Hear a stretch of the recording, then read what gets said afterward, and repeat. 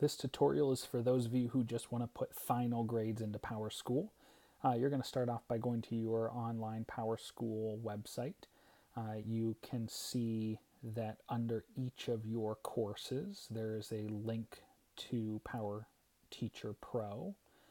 That's what you're going to use. You can use any of them. They all go to the same place, or even in this far left navigation window you can click Power Teacher Pro. Once you click that, it'll take you to this online web version of PowerSchool. This is where you can input your grades. You're going to start off by clicking this blue toolbar. You can see mine right away says 4th grade homeroom. And so we'll click that to select our first course that we want to input final grades to. Also, you want to look over here at this drop down. You can see it says term 1. You want to make sure that you are in the correct term, whether it's term 1, term 2, same thing as quarter 1, quarter 2, and so on. So we're going to go ahead and click this drop down, and when we do that, it'll bring this list of all of your courses. So I'm going to go ahead and click 4th grade math. That's one of the courses that I teach, and it will automatically put me on my 4th grade math page now. You can see it says no assignments exist because I'm just putting in final grades, so that's okay. All right, I'm going to break this into two options. Option 1 is for plugging in the standards, a view where you can see all your students. Option 2 is looking at one student at a time, but being able to see their score from term 1, 2, 3, and 4 all in one view. So this is option 1. You're going to go into this left window pane of buttons and click A+ grading. When you do that, it'll take you to this sub list menu. You're going to go down to grades and then standards.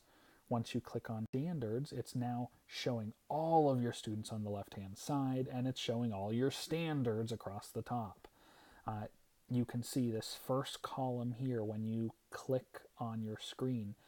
This is sort of your info bar. It's going to show you what is this column. So when I click here, it shows that this is my comments section. So this is where I'm going to input comments for that particular class, whether it's adapted or they're seeing multiple teachers or whatnot. So let's pause on grades for a second and just talk about comments. So when you want to put in comments, you can go right over to this far right window pane here. This is the calculator view for plugging in scores. You can see fill and things like that. I actually want to go ahead and click this speech bubble right here. When you click that speech bubble, it's going to open up this comments window. You can type right into the comments window anything you'd like. There is no submit button. Whatever you type in one line on here is submitted into the comments section. So every new line is a new comment, and you'll see how many characters you have remaining. If you don't want to put in your own comments, you can access the comment bank of predetermined comments. Put it in a line right on that box, and then you'll know it's listed in there. There'll actually be a little icon down here saying there is a comment in that box.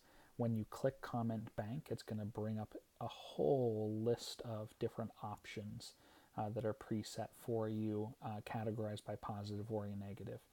You just check the box of whichever comment you want and go ahead and hit insert comments, and then all right, so what it'll do is taking care of any comments or none at all, it's up to you.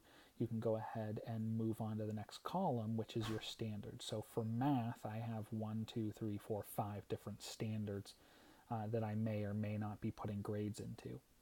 Of course, if you don't put a grade in, it won't show up on the report card.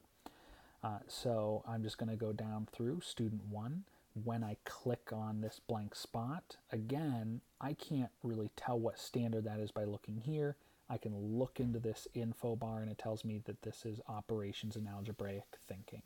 So I'm going to go ahead and type in all of my standards, or of course you could use the calculator type buttons on the side. It's pretty easy to just type E, S, and so on. You also can do S and plus or minus, things like that. So you just click and type, click and type, click and type, and you go down all of your students in that column, and then you can do whatever other standards. Just make sure at the end you click Save. All right, so that was option number one, is you want to see all the students and all the standards for that one term. This is option two, where you are seeing one student at a time, but you are able to see the grade for each term.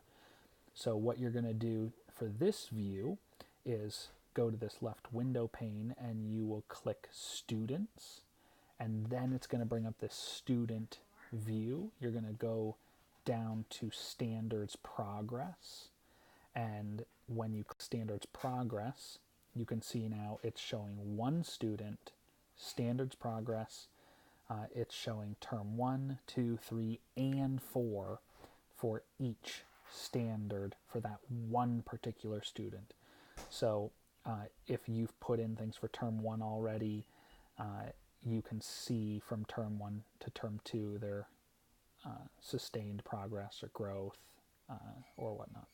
So same thing as before, you click the box, it'll show you information in that info bar, but you can also see it on the side now in this view. And you're going to plug in your ES or Ns, or S pluses, S minuses.